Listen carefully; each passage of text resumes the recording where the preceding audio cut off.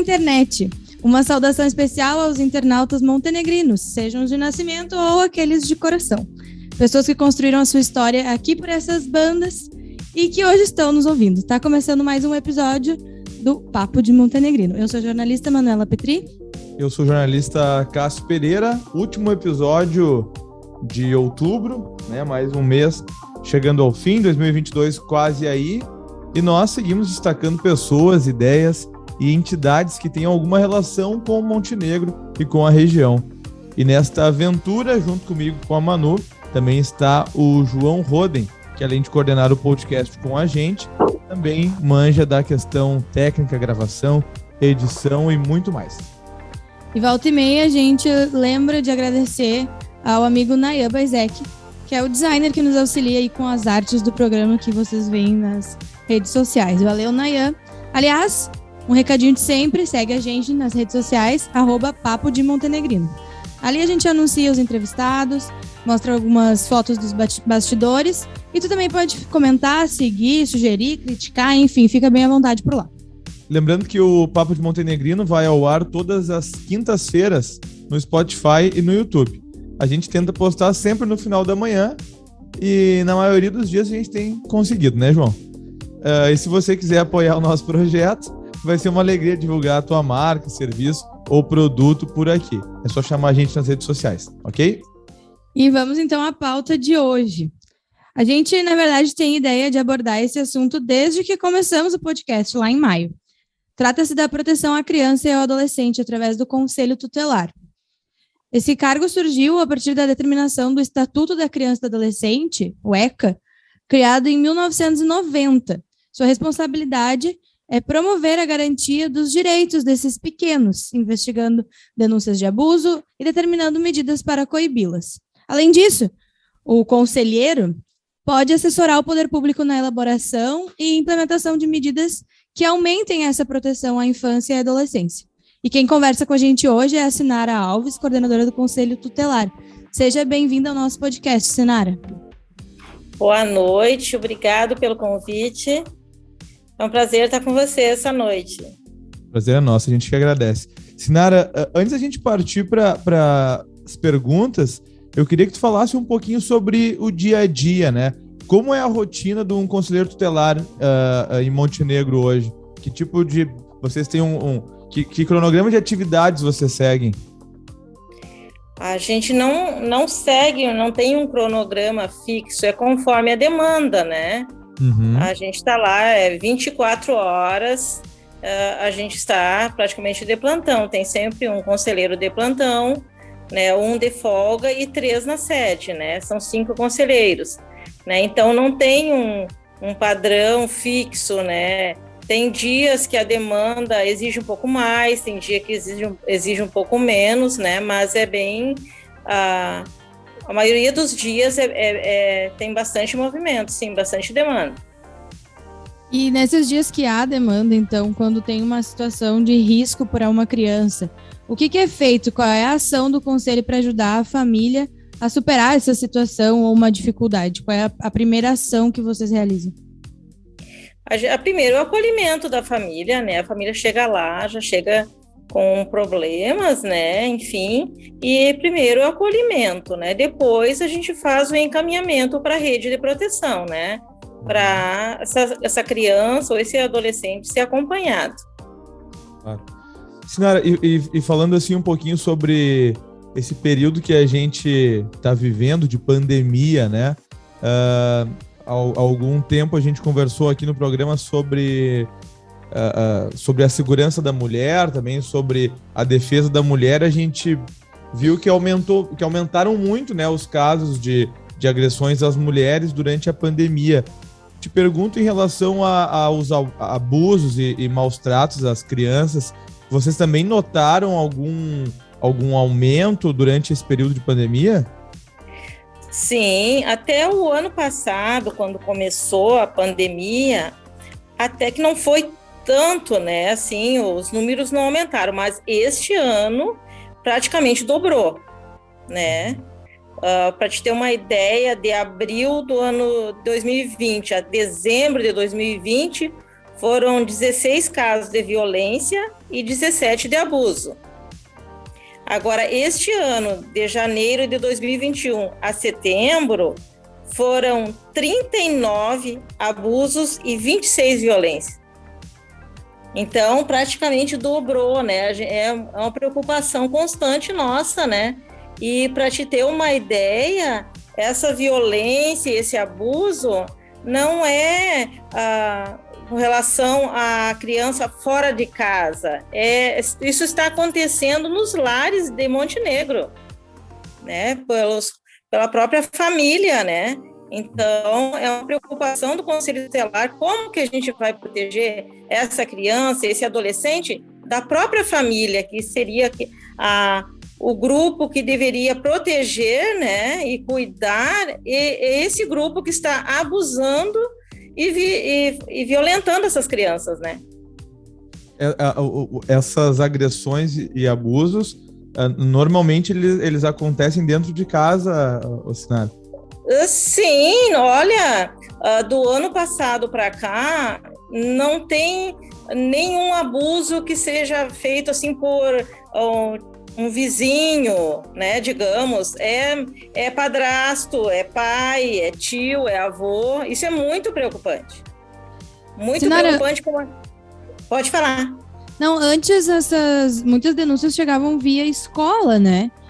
Professores, isso. Enfim, que percebiam isso. Como que na pandemia isso acontece? De que maneira as pessoas chegam, de que maneira as denúncias chegam até vocês? Através do Disque 100, através de denúncia anônima, né? A escola é uma parceira, né, em potencial para nós, né? E agora na pandemia ficou pior ainda, porque como que a gente vai saber a situação dessas crianças, né?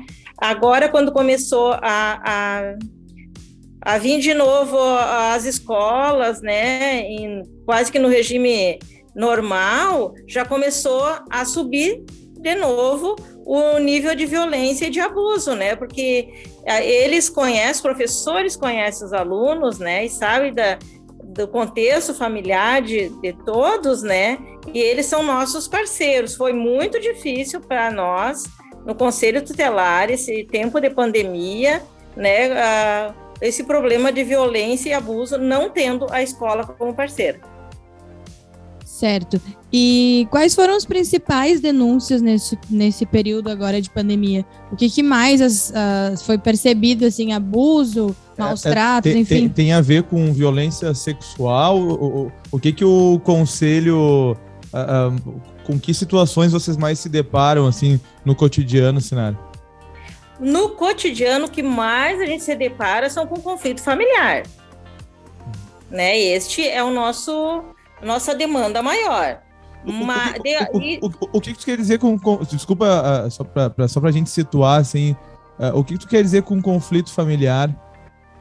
É quando há a divergência entre o pai e a mãe, né? Com relação à guarda,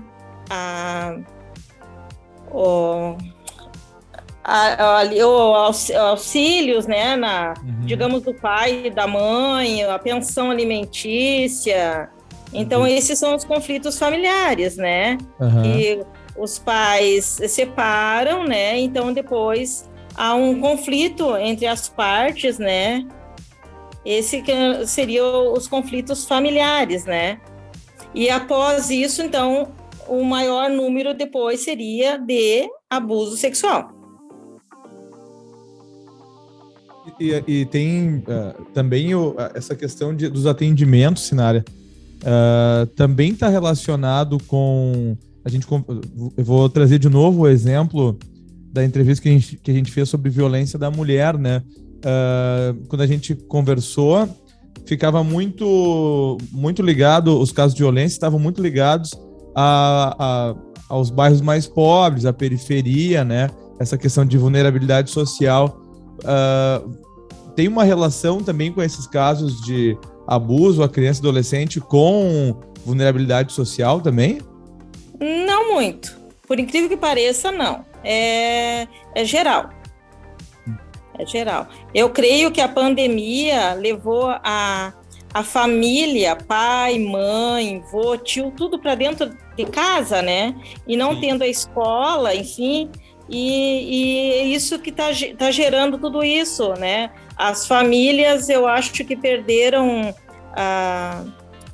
aquele costume de se ver todo dia, não se conhecem mais, né? Claro. O pai não conhece mais o filho, porque trabalha fora, chega em casa à noite, né? Já o filho já está quase dormindo. Então, praticamente são estranhos dentro de uma casa, né? De uma residência. Aí, agora com a pandemia, todos foram para dentro de casa, né? E imagina crianças superativas, né? Dentro de casa, os pais já não têm mais aquela paciência, já não estão acostumados, né? Com aquela rotina, né? Então, acho que isso desencadeou muito os maus tratos, né? A falta de paciência dos pais com as crianças, né? Porque não era o normal que nós vínhamos vindo, né? Nós tínhamos, né? Então, agora, com a pandemia, todos foram para dentro de um lar, né? E aí que começou o relacionamento familiar dito, né? Propriamente dito. Eu acho que é aí que desencadeou a violência, né? Os pais as crianças ativas, né, acostumadas com aquela rotina de escola, tem que ficar. Também uma outra questão também é os pais não estarem preparados, né, para ensinar os filhos em casa, né? Sim. É uma dificuldade que a gente viu lá também nisso, né, muito grande. Tem pais que não têm nem o ensino fundamental, né? E aí ter que ensinar o filho ao mexer no celular, isso também gerou conflitos, né? Claro. E, Sinara, além de agir para resolver essas questões que são extremamente delicadas e que envolvem as famílias, o Conselho Tutelar também trabalha com questões preventivas? Se sim, quais e de que maneira isso acontece? A gente sempre faz reuniões de rede, né, para ver qual a melhor forma que a gente vai atuar, né, a gente faz reuniões com Brigada Militar, a gente já fez reuniões com a promotoria, com a juíza, enfim, né, com a rede, CRAS, CREAS, CAPES, né, a gente faz reuniões de rede para ver qual a melhor forma, né, de como agir, né, em conjunto, né, porque nós somos uma rede de proteção, né. Claro.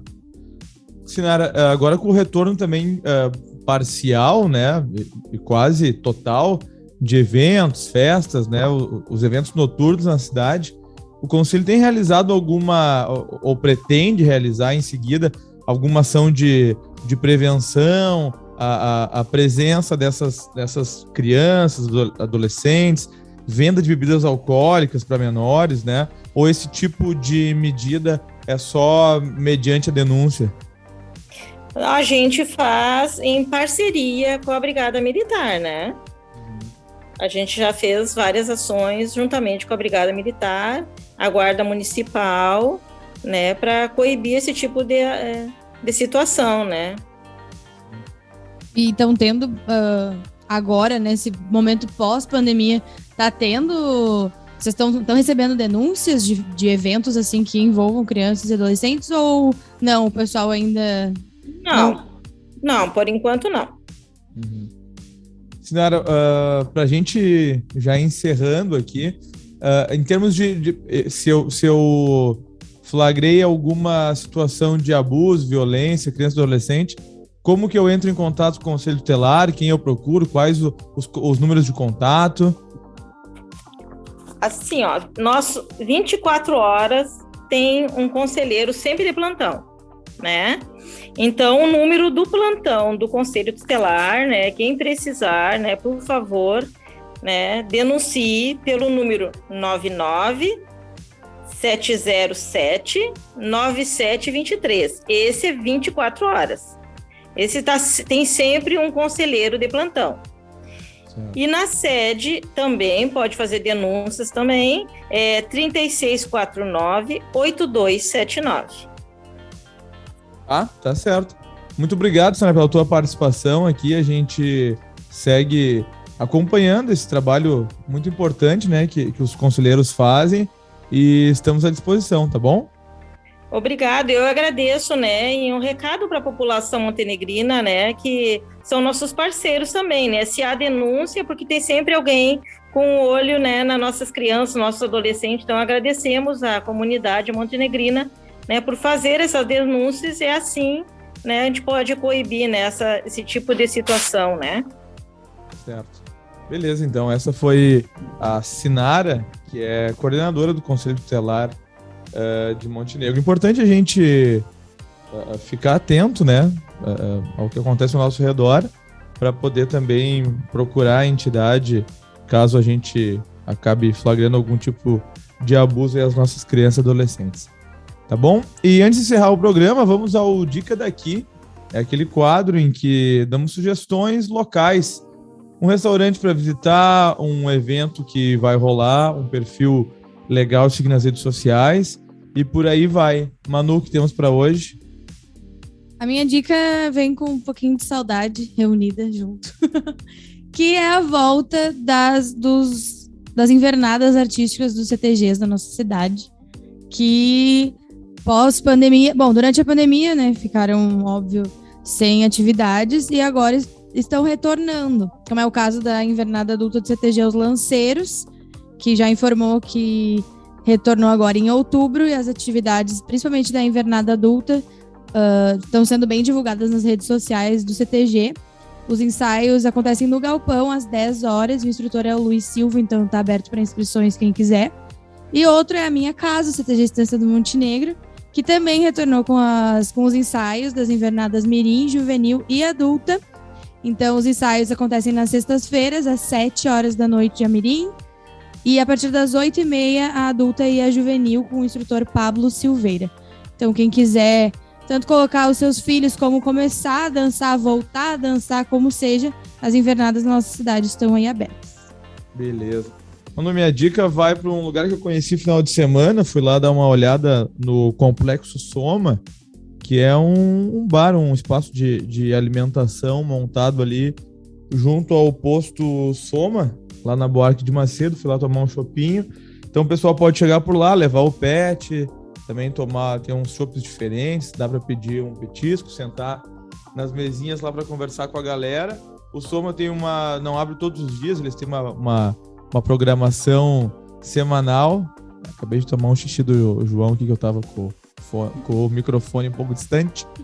Mas é só seguir no Instagram lá, Complexo_Soma, e o pessoal posta as atividades que estão rolando por lá. Então, essa semana tem presença de algumas marcas. O pessoal da 2B, roupas esportivas, vai estar por lá um dos dias. Vai ter também um dia ali com a panqueca do bairro, né? Mais um empreendimento da cidade aqui. Enfim, chega lá junto ao posto Soma para tomar um chopinho e conversar com a galera, beleza? E assim a gente encerra mais um episódio, o último de outubro do Papo de Montenegrino. Segue a gente lá nas redes sociais, @Papo de Montenegrino, e até semana que vem. Boa, Manu. Valeu, João. Todas as quintas, um episódio novo por aqui, no final da manhã, e até a próxima.